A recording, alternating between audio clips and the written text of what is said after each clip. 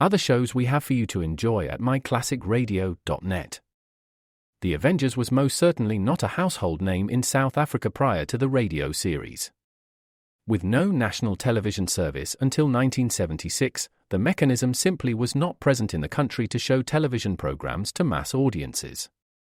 While many other countries reveled in the filmed adventures of John Steed and company, South Africa was not equipped to join in the fun.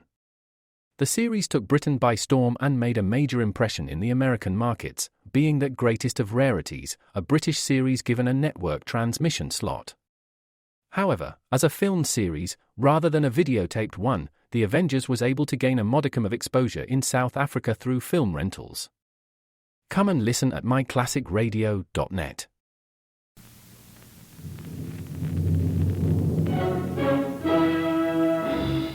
Dramas of the Court.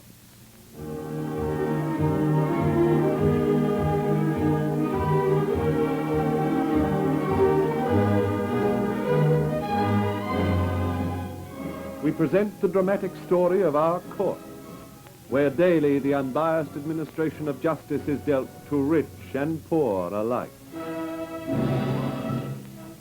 These dramatizations in fictionized form are typical of the human interest dramas that daily crowd our courts. Tonight, an alibi that went wrong.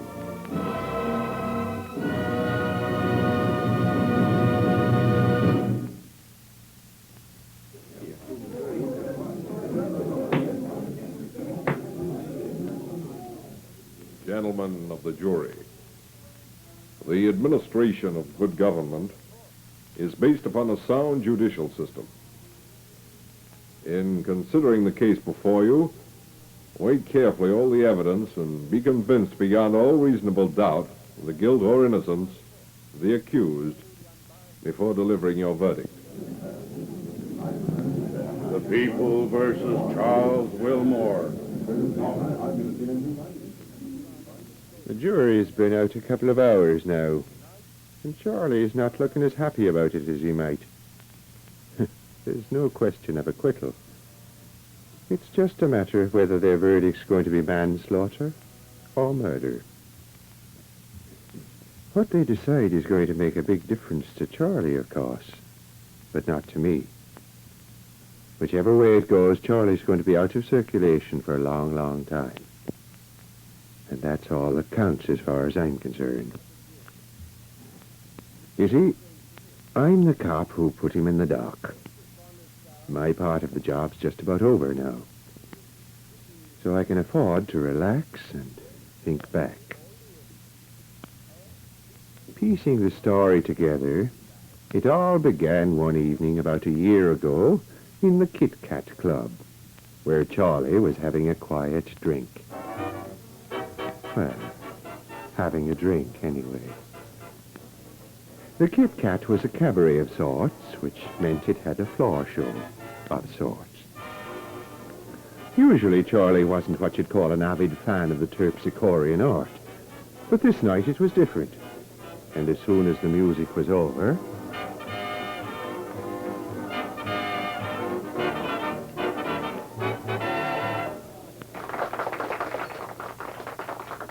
Hey, Gus, Hello, Charlie. Enjoying yourself? in this dump, what do you think? Tell me, Gus, who's the new blonde you got in the chorus? Not bad, eh? She can even dance a bit. I would know about that. What's her name? Why do you want to know? I just want to know, that's all. Eva Courtney. When she's changed, tell her to come over here and I'll stand her a drink. Maybe she won't want to come. Tell her I said so. Maybe she won't want to come all the more. Listen to me. All right, take it easy, Charlie. I was only joking. I didn't know you were interested in blondes. I'm not. But, I see. Just this special one, eh? Yeah, But a strictly business proposition to put to her, I suppose, huh? that's right. That's not a very original line, Charlie, but I'll tell her anyway.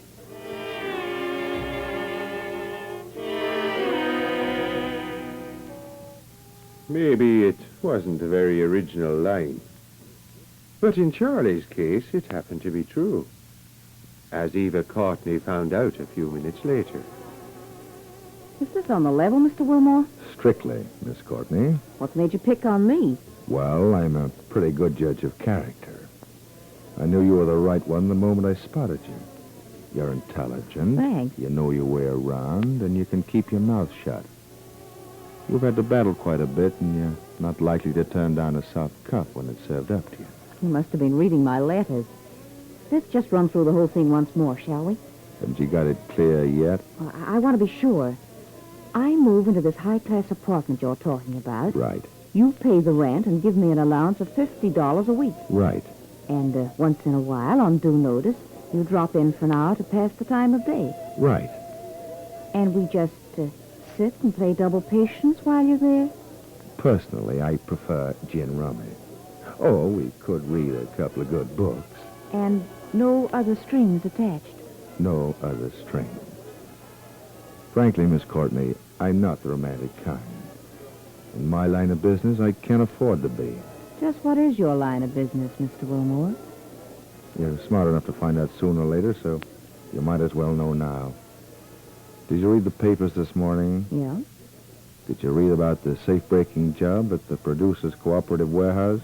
Yeah. Do you remember about 10 days ago, another safe went off at the Acme Carrying Company? Yeah. Well, now you know. And you're the only one who knows. I always work alone. You see, I'm trusting you right from the start, Miss Courtney. Aren't you taking a chance? I don't think so. And where do I come in on this? Can't you guess? Yes, I think I can. I'm to be your alibi, is that it? That's it. I said you were smart. I line up a job, see? After the show, I call for you here at the club. We go home together. There's an all-night porter at these apartments. We say hello to him as we go in. Maybe I don't even go up to your apartment. Maybe I just slip out the back way. I do the job, return, sneak in through the back, and go out the front. I see the porter and say good night as I go out. Sounds simple. It's so simple, it's foolproof. The porter says he saw me go in at 1 o'clock and come out at 2:30. You say I was in your apartment for that hour and a half having a drink and supper. As I told you, I work alone, so no one knows different. It just can't fail. But suppose it did. I'd be in a spot with the police, wouldn't I? For a free apartment and $50 a week, it's worth the chance, isn't it? There's another thing, too. You realize, of course, what people are going to think. Do you care about that? Not particularly. Then, what's the odds? As you say. What's the odds? Then you'll do it? Why not? Good. Shake, partner.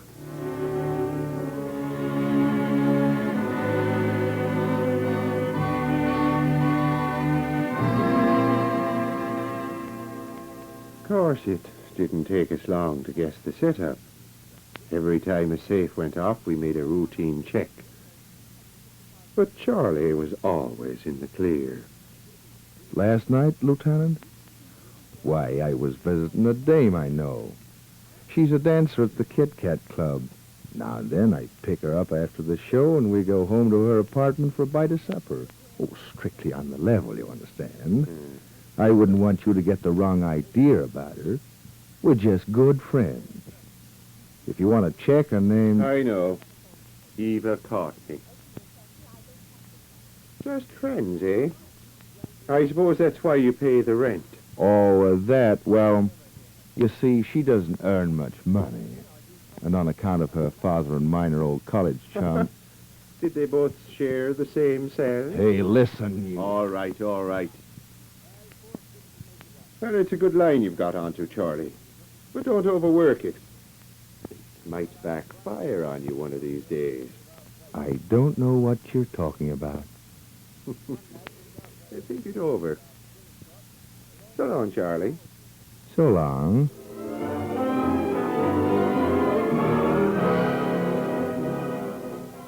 Well, that's the way it went on for 6 months or more.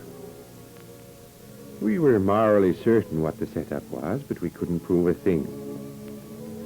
And it might have still been going on now, only something happened. A young fellow by the name of Andy Summers strayed by mistake into the Kit Kat Club one night, saw Eva Courtney dancing, and fell head over heels in love with her on the spot. And to complicate things further, Eva fell for him, too. Well, you can guess what happened next. It's no good, Charlie. I can't go on. What do you mean? It's Andy. What about him? We're in love with each other. Well, that's all right with me. Your private life's your own, so long as it doesn't interfere with business. But don't you understand? Everyone thinks that you and I... Oh, I get it. He's jealous of me, is that it? Well, he doesn't know about you yet, but he's bound to find out sooner or later. He's already a bit puzzled how a girl in my position can run to an apartment like mine, and it won't be long before he's asking awkward questions. All right. Let him ask. You don't have to explain. That's just it. You see, he wants to marry me, What? and I want to marry him, too. You're kidding. No, this is the real thing, Charlie. Andy's all I've ever dreamed of. This is my one chance to get away from the kind of life I've always known, and I'm not going to miss it. What's he do? What's his job? He's a garage mechanic. Has he got any money? Not a cent. And you mean to say you're prepared to give up all this? Your apartment, your allowance, your I job? told you, Charlie, I love them. You can't do it, Eva. What about me? I'm sorry, but my mind's made up. Listen, honey. Everything's been strictly business between us, but I've treated you pretty right, haven't I? Of course you have. Then I'm asking you, as a friend, to stick by me just a little longer. I got 2 or 3 jobs lined up in the next couple of months. The biggest I've ever tackled. I've been organizing them for some while. Now, if I can pull them off, I'm set for life. Without you, I wouldn't have a chance. Please, Eva, just a little while more. I don't know what to do. 6 weeks, that's all I ask. And at the end of that time, a little wedding present. $5,000. Think what you could do with $5,000 when you're married. What do you say? Well, Even if he does start asking questions, you can stall him off for 6 weeks. It's worth trying, isn't it? All right, Charlie. I'll do it.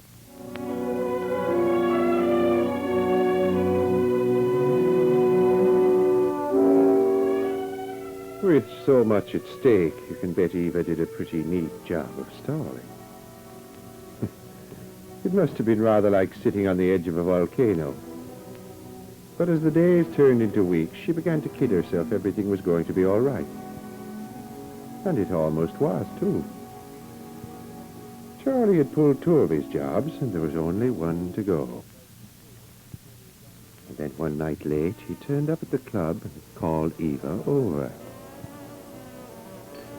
This is it, honey. The final flutter. Not tonight, Charlie. Yeah, tonight. I got the whole thing taped. Tell Gus you're leaving and we'll go right away. No, I can't. Please, any other time but tonight. What's the matter with you? You should have given me a day or so's notice. Don't you understand? Andy's coming here to pick me up tonight. He's due any minute. You'll have to put him off. I can't. You'll have to. Please, Charlie. If he finds out now, it'll mean the end of everything. Make it tomorrow night or the night after. I tell you, it's tonight. Don't you realize this is the big cleanup, the grand finale? Oh, What's the matter? here he comes. Oh, hello, Andy. Hello. Andy, this is a friend of mine. A certain Mr. Wilmore, I presume? Oh, you heard? Yeah. I've heard quite a lot. Only I didn't believe it till now. Hey, just a minute, pal. You've got Eva all wrong. Have I? We're just friends, that's all. Well, of course, Andy. You don't think... I don't think anything. I just let the facts speak for themselves. You don't have to go off the deep end just because I happen to have dropped in and bought Eva a drink. I don't know why I don't sock you on the nose. I wouldn't try any rough stuff if I was you, pal. Don't call me pal.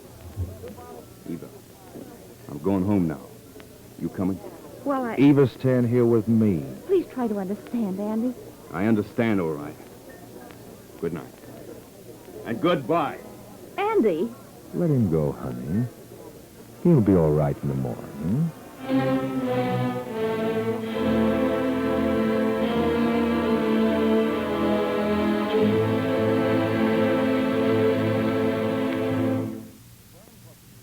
return in just a moment to continue our story.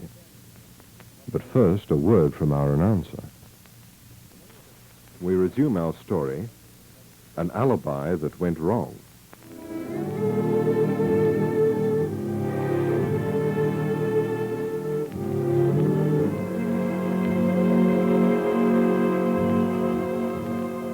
It wasn't Charlie's lucky night. After Andy had made his exit from the club, he and Eva went home to her apartment to set his alibi. And then he went off to his job. There was a watchman to cope with, but Charlie had everything timed to the minute as usual. Only on this occasion, his timing went wrong. Just as he got the safe open, he heard a noise and reached for his gun. Next second, there was a click of a light switch. Stick him up. Stick him up. I've got you covered, guy. Got to get out of here. Gotta get out.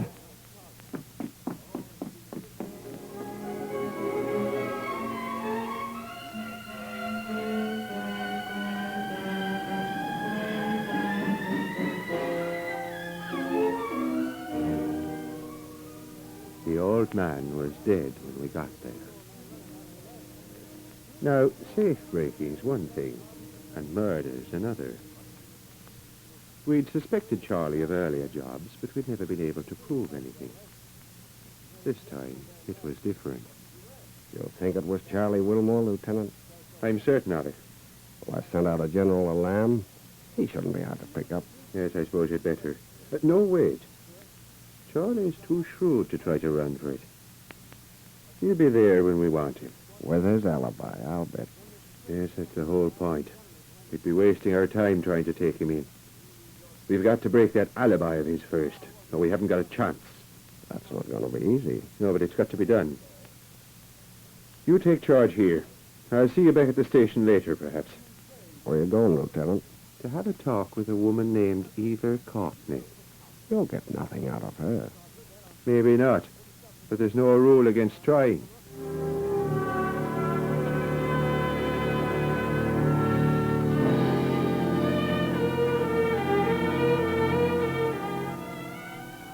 Eva Courtney's apartment was only one place I called at that night.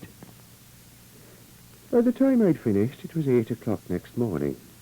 I snatched a cup of coffee at a little cafe and then called to pay my respects to Charlie. He was home all right, as I'd guessed he would be. He was in pajamas and dressing gown, and he'd just finished breakfast and was reading the morning paper when I came in. Sit down, O'Neill. Thanks, Charlie. What can I do for you? You read the papers yet, Charlie? Yeah. There was a safe-breaking job at the Central Tire Company's office. So I see. The watchman was shot, it says. That's bad. It's going to be bad for someone. We don't like murder very much. Who does? The paper says it happened at 25 to 2. Yes, that's right. We were able to find a couple of witnesses who heard the shot. That should make it easy for you. All you have to do now is to find someone who can't explain where he was at that particular time. And you've got your man. Yes, that's all. It shouldn't be any trouble at all. By the way, Charlie, what did you do last night? You don't mean to say you think I did this job, do you? I never shot a man in my life. No, of course not. Just a routine check, you understand. Well? From what time? Oh, it doesn't matter. Let's start at, say, midnight. Well, at midnight, I was in the Kit Kat Club having a drink with a friend of mine. Miss Courtney. That's right. How did you know? I guessed. And afterwards? Gus, that's the fellow who runs the club, said she could go early, so we left together about 12:30. We took a taxi to Miss Courtney's apartment, 56 Winchester Court. And then? I was a bit peckish, so she suggested I go in for a snack or supper. What time was this? About 1:45. So you went in and had supper. That's right. And I suppose you stayed a while? Well, we're old friends, you know. We got to talking, and before we realized it was 3 o'clock. You left then? That's right. Apart from Miss Courtney, is there anyone who can verify these times? Yeah. Tony, the hall porter. He saw me come in and go out. You can check with him if you like. As a matter of fact, I have. Then why ask me all these questions? I just wanted to hear the story from you as well. During the time you were with Miss Courtney, did you have words? How do you mean, words? An argument. No. Why should we argue? We're old friends. We always get on very well together. But you did have words with a certain young man at the Kit Kat Club, didn't you? Oh, you mean Andy Summers? That's right. Well, I did have to tell him off a bit. He's been hanging around Eva, Miss Courtney, and making a nuisance of himself, so I warned him off. There was nothing to it, really. I just told him to beat it, and he did. Would I be right in saying you were jealous of this fellow Summers? Why should I be? Quit stalling, Charlie. Isn't it a fact that when you went in her apartment, you accused her of two-timing you and... Hey, what is this, anyway? You couldn't have read your paper very carefully, Charlie, or perhaps yours is an early edition. Here, take a look at mine. I don't get it. Right on the front page. A little item in the top press, printed rather appropriately, I think, in red ink. Dancer found shot in apartment. Early this morning, the body of Eva Courtney... I don't believe it. Do I have to take you round to the morgue and let you see for yourself? No one heard the shot, Charlie, but the doctors fixed the time of death at between 1:30 and 2:30, and her wristlet watch broke when she fell, and that stopped at 1:47. You were in the apartment, you say, from 1:45 till a little after 3. No, I must have been mistaken about the time. Aren't you forgetting Tony, the hall porter? I didn't do it. I swear I didn't. Somebody did. It must have been Andy Summers. He was jealous of her. He must have gone to her apartment after he left the club. The only person who went to her apartment was you. It's no good, Charlie. You're in, right up to your neck. It's now my duty to arrest you on a charge... No. Wait. Well? Give me time. Give me time to think. I'll give you just 10 seconds. And don't try to do anything else but think, because I've a gun and it's loaded. I know when I'm licked. You know the law pretty well, O'Neill. This watchman at the tire company. What about him? Would that be murder or just manslaughter? I mean to say, it wouldn't have been premeditated, would it? He just caught whoever was doing the job, and they both went for their guns, and the other fellow was faster. He didn't actually mean to kill him, but just to put him out of action. Was that how it happened, Charlie? I don't know. I'm just supposing. What would a jury say to that? Would they break it down to manslaughter, do you think? I don't know. But there would be a chance, wouldn't there? Yes. There's bound to be a chance. All right. I'll tell the truth. Not here, you won't, Charlie. If you've any statement to make, you can make it at the station before witnesses. And I'll have it typed and you can sign it. Come on, let's go.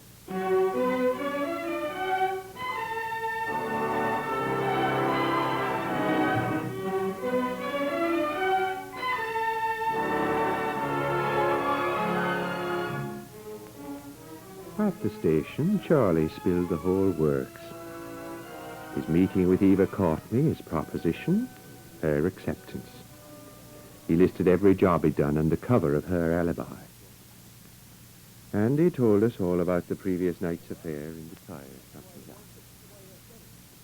company. I didn't mean to kill him. I give him a word of honor. I never killed anyone before. I've never even used a gun before. But it was all so sudden, and I suppose I lost my head. Even after I'd got away, I still thought I'd only wounded him. And it wasn't until I read the newspaper this morning I realized he was dead. Is that all, Charlie? Yes, I don't think I can say anything else. I don't think you have to. There you are, Lieutenant. Thanks. Sign here, Charlie. Yeah, of course.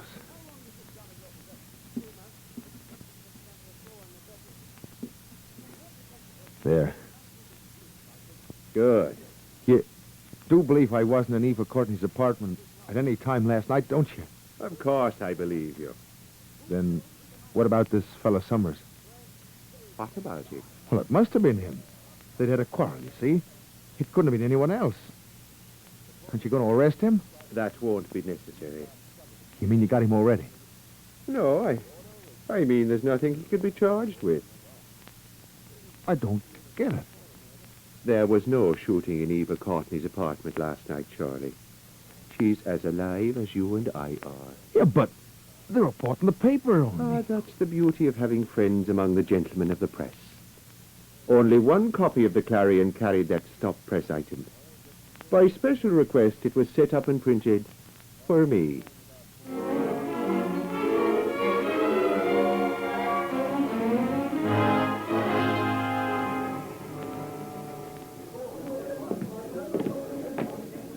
The jury's coming back now. There's a hush in the court as they file in. Charlie's standing in the dock. He's looking very white. The foreman's standing now, reading from a little bit of paper. We find the prisoner, Charles Wilmore, not guilty of murder, but guilty of manslaughter. Well, I'll be darned. Charlie's gone and fainted.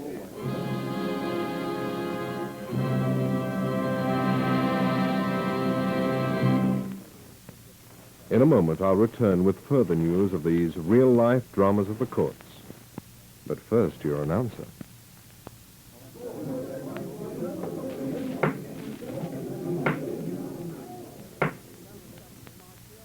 The court is adjourned until next week.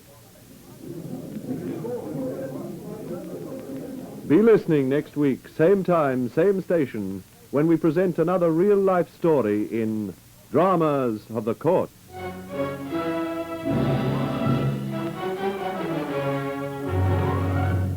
This feature is a Grace Gibson radio production produced by Reg Johnston.